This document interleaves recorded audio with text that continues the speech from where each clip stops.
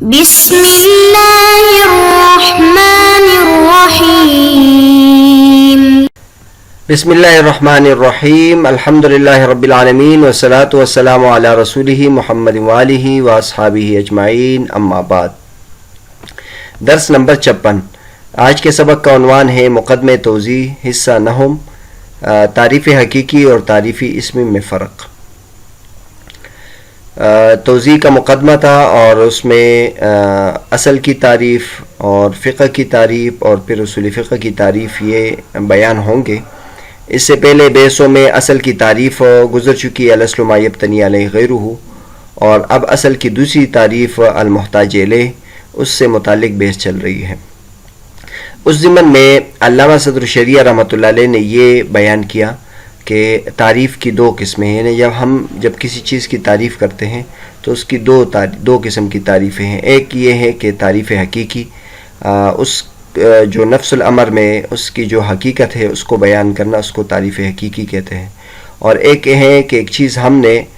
اپنی طرف سے وضع کی ہے اور پھر اس کے لیے ایک نام مقرر کیا ہے، اس کو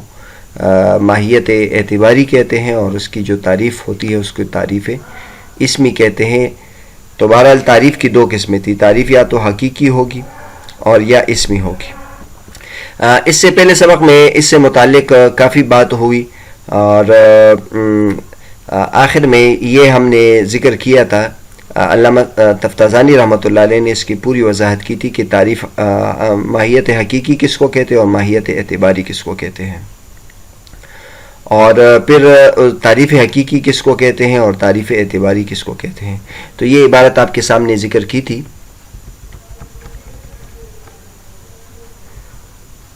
اذا تمهد هذا فنقول ما يتعقله الواضع ليزع بإزائه اسما اما يكون له ماهية حقيقية او لا۔ جس چیز کے لیے جو چیز واضح کے ذہن میں آتا ہے اور وہ کسی چیز کے لیے ایک نام وضع کر دیتا ہے تو اس کے لیے یا تو ماہیت حقیقی ہوگی یا نہیں ہوگی، اور پہلی صورت میں کہ اس کے لیے ماہیت حقیقی ہو، یا تو جو اس کے عقل میں آ رہا ہے وہ بے عینی یہی حقیقت ہوگی یا نہیں ہوگی، یا اس کے وجوہ یعنی اس کی کوئی حصہ یا اس کا اعتبارات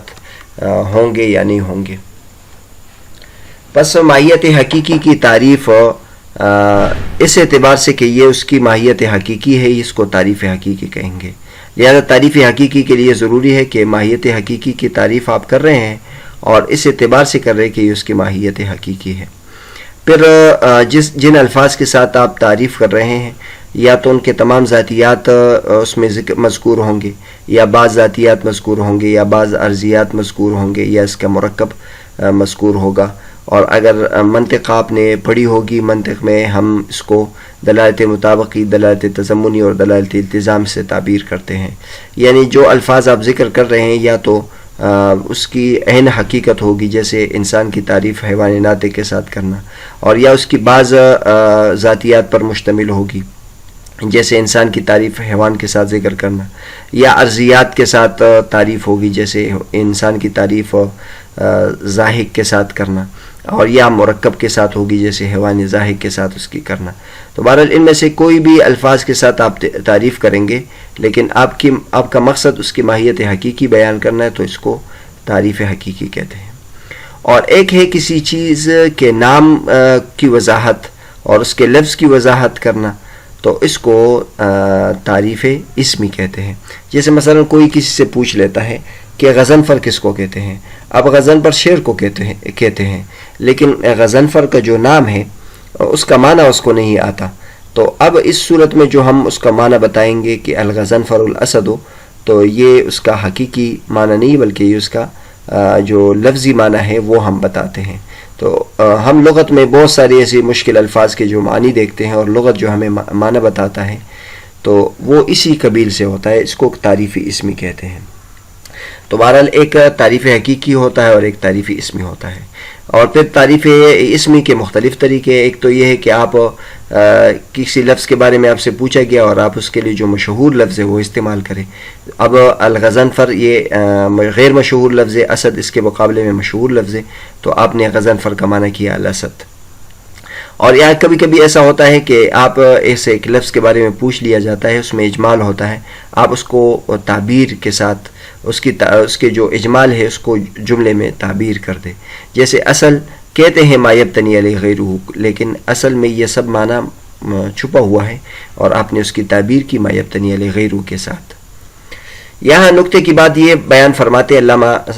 تفتازانی رحمۃ اللہ کہ معدومات کی جتنی بھی تعریف ہوگی وہ تعریف اسمی ہوگی. بہت ساری ایسی چیزیں ہیں جس کا وجود نہیں ہے، جیسے مثلا ہم اکثر کتابوں میں پڑھتے ہیں عنقاء کے بارے میں کہ عنقاء ایک پرندہ ہے، ہم اس کی تعریف بھی کرتے ہیں کہ وہ اتنا لمبا ہوتا ہے اور اس کے پر اتنے بڑے ہوتے ہیں اور وہ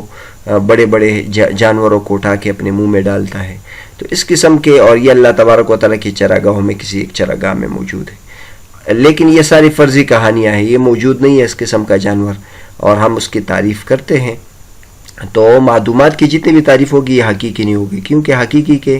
لیے ہم نے یہ شرط لگائی تھی کہ اس کی ماہیت نفس الامر میں اس کی حقیقت ہوگی، اور معدوم چیز کی نفس الامر میں وجود نہیں ہوتا تو اس کے ہم تعریف حقیقی کیسے کریں گے؟ لہٰذا اس کی جو تعریف ہوگی تعریف اسمی ہوگی.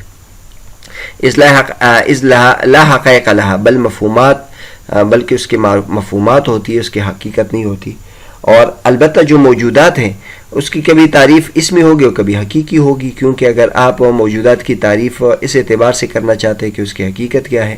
نفس الامر میں، تو یہ اس کی تعریف حقیقی ہوگی. اور اگر آپ صرف اس کے لفظ کی تحقیق کرنا چاہتے ہیں تو یہ پھر تعریف اسمی ہوگی، کیونکہ موجودات کی تعریف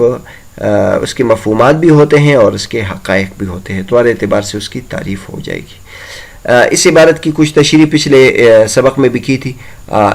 اس سبق میں اس سے متعلق کچھ مزید بات کرتے ہیں. علامہ تفتازانی رحمۃ اللہ فرماتے ہیں فَإِن قُلْتَ ظَاهِرُ عِبَارَتِهِ مُشْعِرٌ بِأَنَّ تَعْرِيفَ الْمَاهِيَّاتِ الْحَقِيقِيَّةِ حَقِيقِيٌّ الْبَتَّةَ كَمَا أَنَّ تَعْرِيفَ الْمَاهِيَّاتِ الْاعْتِبَارِيَّةِ اسْمِيٌّ الْبَتَّةَ قُلْتُ فِي الْعُدُولِ عَنْ ظَاهِرِ الْعِبَارَةِ سَاعَةٌ إِلَّا أَنَّ التَّحْقِيقَ أَنَّ الْمَاهِيَّةَ الْحَقِيقِيَّةَ قَدْ تُؤْخَذُ مِنْ حَيْثُ إِنَّهَا حقیقتا مسمى اسم وماهيته الثابتة في نفس الأمر، وتعريفها بهذا الاعتبار حقيقي البتة لأنه جواب لما التي لطلب الحقيقة وهي متأخرة عن هل البسيطة الطالبة لوجود الاسم لوجود الشيء المتأخرة عن ما التي لطلب تفسير الاسم وبيان مفهومه، وقد تؤخذ من حيث إنها مفهوم الاسم ومتعقل الواضع عند وضع الاسم، وتعريفها بهذا الاعتبار اسمي البتة لأنه جواب عن ما التي لطلب مفهوم الاسم ومتعقل الواضح، فهذا التعريف قد يكون نفس حقيقة ذلك الشيء بأن يكون متعقل الواضح نفس الحقيقة وقد يكون غيرها، ولهذا صرحوا بأنه قد يتحد التعريف الاسمي والحقيقي إلا أنه قبل العلم بوجود الشيء يكون اسميا وبعد العلم بوجوده ينقلب حقيقيا. مثلا تعریف المثلث فی مبادئ الہندسۃ بشکل یحیط به ثلاثة اضلاع تعریف نسبی وبعد الدلالۃ علی وجودہ یصیر هو بعینہ تعریفا حقیقیا. علامہ تفتازانی رحمۃ اللہ فرماتے ہیں کہ اگر آپ یہ اعتراض کریں کہ مصنف کی عبارت یعنی علامہ صدر الشریعہ رحمۃ اللہ کی عبارت کا ظاہر سے ایسا معلوم ہوتا ہے کہ ماہیات حقیقیہ کی تعریف ہمیشہ حقیقی ہوگی لازمی طور پر، جس طرح کہ ماہیات اعتباریہ کی تعریف ہمیشہ اسمی ہوگی لازمی طور پر. میں کہتا ہوں علامہ تفتازانی رحمۃ اللہ فرماتے ہیں کہ اس ظاہری عبارت سے عدول کرنے میں کافی گنجائش ہے، مگر یہاں تحقیقی بات یہ ہے کہ ماہیت حقیقیہ کبھی اس کو اس طور پر لیا جاتا ہے کہ وہ اس اسم کے مسمى کی حقیقت ہے اور اس کی وہ ماہیت ہے جو نفس الامر میں اس کے لیے ثابت ہے، اور اس کی تعریف اس اعتبار سے کرنا یہ ہمیشہ حقیقی ہوگی، کیونکہ یہ اس کے ماں کے جواب میں ہوتا ہے جو طلب حقیقت کے لیے ہوتا ہے، اور وہ ماں اس حل سے بعد میں ہوتا ہے جو حل بسیطہ ہوتا ہے جس میں کسی چیز کے وجود کے بارے میں بحث ہوتی ہے، اور وہ حل اس ماں سے متاخر ہوتا ہے جو کسی اسم کے تفسیر کے طلب کے لیے آتا ہے اور اس کے مفہوم کے بیان کرنے کے لیے آتا ہے. اور کبھی ماہیت حقیقی لیا جاتا ہے اس اعتبار سے کہ وہ کسی چیز کا اسم کا مفہوم ہے اور واضح کے عقل میں جو بات آئی ہے وہ ہے اسم کے وضع کرنے کے وقت، اور اس اعتبار سے اس کی یہ تعریف یہ ہمیشہ اسمی ہوگی، کیونکہ یہ اس ماں کے جواب میں ہوتا ہے جو اسم کے مفہوم کے طلب کے لیے ہوتا ہے اور واضح کے عقل میں جو بات آئی ہے اس کے طلب کے لیے ہوتا ہے. بس یہ تعریف کبھی بے عینی ہی اس چیز کی حقیقت ہوتی ہے. گویا ایسا ہوتا ہے کہ واضح کہ عقل میں جو بات آئی ہو وہ بے عینی حقیقت ہوتی ہے اور کبھی اس کے علاوہ بھی ہوتی ہے. اور اس لیے علماء کرام نے اس بات کی تصریح کی ہے کہ کبھی تعریف اسمی اور تعریف حقیقی اکٹھے بھی ہو سکتی ہے، کیونکہ الا یہ کہ مگر یہ کہ اس چیز کے وجود کے علم سے پہلے وہ اسمی ہوگا اور اس کے وجود کے علم کے بعد وہ حقیقی بن جائے گا. مثلا ہم مثلث کی تعریف کرتے ہیں، علم ہندسہ میں جب مثلث کی تعریف کرتے ہیں تو ہم یہ کہتے ہیں شکل یحیط بہ ثلاثۃ اضلاع، وہ شکل جس کے 3 ضلع ہو اور 3 کونے ہو، یہ تعریف اسمی ہوگا. اور جب ہم یہ شکل بنا لیں گے اور اس کی پر دلالت کر لیں گے تو یعنی یہی جو تعریف ہے یہ تعریف حقیقی بن جائے گی. اوپر تعریف حقیقی حقیقت کی تعریف بھی ہو چکی تھی اور اعتبار کی بھی تعریف ہو چکی تھی، اور پھر تعریف حقیقی اور تعریف اسمی، تعریف اعتباری، ان دونوں کی تعریف بھی ہو چکی. یہاں سائل کرنے والا ایک سوال کرتا ہے کہ صدر الشریعہ رحمۃ اللہ کی عبارت سے بظاہر یہ معلوم ہوتا ہے کہ ماہیات حقیقیہ کی جب بھی تعریف کریں گے وہ حقیقی ہوگا، لیکن اور اسی طرح ماہیات اعتباریہ کی تعریف جب بھی ہم کریں گے وہ تعریف اسمی ہوگا. لیکن علامہ تفتزانی رحمۃ اللہ فرماتے کہ یہ بات ان کی عبارت سے معلوم نہیں ہوتی اور اس عبارت سے عدول کرنے میں گنجائش بھی ہے. تو علامہ صدر الشریعہ رحمۃ اللہ کی مراد یہ نہیں ہے. ماہیات حقیقیہ کی تعریف اسمی بھی ہو سکتی ہے اور اسی طرح ماہیات اعتباریہ ہیں اس کی تعریف حقیقی بھی ہو سکتی ہے. تو اب تحقیقی بات علامہ تفتزانی رحمۃ اللہ فرماتے ہیں کہ ماہیت حقیقیہ کو کبھی بیان کیا جاتا ہے کسی چیز کی حقیقت کے طور پر اور کبھی بیان کیا جاتا ہے اس کے مفہوم اور بیان کے طور پر. تو اس اعتبار کی وجہ سے یہ تعریفات بدل جائے گی. اگر ماہیت حقیقی آپ نے ذکر کی ہے اور اس کو مقصد بھی اس چیز کے حقیقت کو بیان کرنا ہے تو یہ پھر تعریف حقیقی ہوگی. اور اگر آپ نے حقیقت تو بیان کر دی لیکن اس میں مقصد آپ کا اس کی حقیقت بیان کرنا نہیں ہے بلکہ صرف اس کے اسم کا معنی بیان کرنا ہے تو اس صورت میں یہ تعریف حقیقی نہیں ہوگی. تو بہرحال اس حیثیت کا اس میں یعنی ملحوظ رکھنا ضروری ہے. مثلا اب یہ ایک سوال ہے، ایک شخص ہے، اس کے سامنے ایک لفظ آیا الغضنفر. اب اس کے لیے الغضنفر کا جو لفظ ہے یہ بالکل نیا تھا اور وہ سمجھ نہیں پا رہا تھا کہ غضنفر کہتے کس کو ہے. تو اس نے سوال کر دیا الغضنفر ما ہوا، کہ غضنفر کیا ہے. اب آپ ملاحظہ کر سکتے ہیں کہ اس وقت اس کا مقصد یہ نہیں ہے کہ مجھے اس چیز کی حقیقت معلوم نہیں ہے کہ یہ کیا ہے، بلکہ وہ لفظ بھی معلوم نہیں ہے اس کو کہ یہ کس چیز کو کہتے ہیں. تو اس لیے وہ ما ہوا سے سوال کرتا ہے الغضنفر ما ہوا. تو اب اس کے جواب میں جو اس کو کوئی یہ کہتا ہے کہ الغضنفر الاسد، سب سے پہلے اس کو جواب بھی یہ دینا چاہیے کہ وہ اس کا نام کا مطلب بتائے کہ یہ لغت میں غضنفر اس کو کہتے اسد کو کہتے ہیں. پھر اب وہ سوال یہ کرے گا کہ حل ہوا موجود، وہ موجود ہے. بعد میں پھر وہ سوال کرے گا کہ اس کی حقیقت کا ہے، وہ ما ہوا کے بارے میں، ما ہوا سے حقیقت کے بارے میں سوال کرے گا. پہلے مرحلے میں اس نے نام کا لفظ کا معنی معلوم کر لیا اور اب اگلے مرحلے میں وہ یہ سوال کرے گا کہ اس کی حقیقت کیا ہے. تو اب ہم اس کے جواب میں الحیوان المفترس کہیں گے کہ غضنفر حیوان مفترس کو کہتے ہیں، چیر پاڑنے والا جانور. تو اس سے فرق معلوم ہو گیا. پہلے مرتبہ جب اس نے کہا تھا الغضنفر ما ہوا اور ہم نے جواب میں کہا تھا الاسد، تو یہ تعریف اسمی تھا. بعد میں جب اس نے سوال کیا الغضنفر ما ہوا تو ہم نے اس کا جواب دیا تھا یا الاسد ما ہوا اور ہم نے اس کا جواب دیا الحیوان المفترس، تو یہ اس کی تعریف حقیقی ہے. لیکن کبھی ایسا بھی ہو سکتا ہے کہ ایک شخص کو غضنفر کے بارے میں معلوم نہیں ہے اور وہ پہلے مرحلے میں ہم سے یہ پوچھتا ہے الغضنفر ما ہوا، اور کوئی اس کو جواب میں وہ دوسرا والا جواب پہلے کہہ دے اور یہ کہے کہ الحیوان المفترس، اور اس موقع پر اس کا ارادہ اس کی حقیقت بیان کرنا نہیں ہے بلکہ اس کا معنی اس کا جو معنی ہے اور مطلب ہے وہی بیان کرنا ہے. تو اب اس مرحلے میں جو کوئی اس کو یہ کہے گا الحیوان المفترس تو بظاہر تو یہ تعریف حقیقی اس نے بیان کی، لیکن یہ تعریف حقیقی نہیں ہوگی بلکہ اس کا مقصد اس کا تعارف اس کی حقیقت بیان کرنا نہیں ہے بلکہ اس کو صرف اس لفظ کا معنی بیان کرنا مقصود ہے. تو اس لیے کبھی کبھی ذہن میں یہ آ سکتا ہے کہ ہم تعریف حقیقی کہیں، یعنی حقیقت کے الفاظ استعمال کریں، اور وہ تعریف حقیقی نہیں ہوگی. تو علامہ تفتزانی رحمۃ اللہ یہ فرماتے ہیں کہ تحقیقی بات یہ ہے کہ ماہیت حقیقی کو کب بیان کیا جاتا ہے اس اعتبار سے کہ اس اسم کی حقیقت ہے اور اس کی نفس الامر میں ماہیت ہے، اور اس اعتبار سے اس کی یہ تعریف کرنا یہ ہمیشہ حقیقی ہوگی. اب یہ فرماتے ہیں کہ ہم جب کسی چیز کے بارے میں سوال کرتے تو عموماً 3 مرحلوں میں سوال کرتے ہیں. سب سے پہلے ما ہوا سے اس کا معنی معلوم کرتے ہیں، پھر دوسرے مرحلے میں اس کو معلوم کرتے ہیں کہ وہ موجود بھی ہے کہ نہیں، تیسرے مرحلے میں پھر اس کی حقیقت معلوم کرتے ہیں. تو علامہ تفتزانی رحمۃ اللہ فرماتے ہیں کہ یہ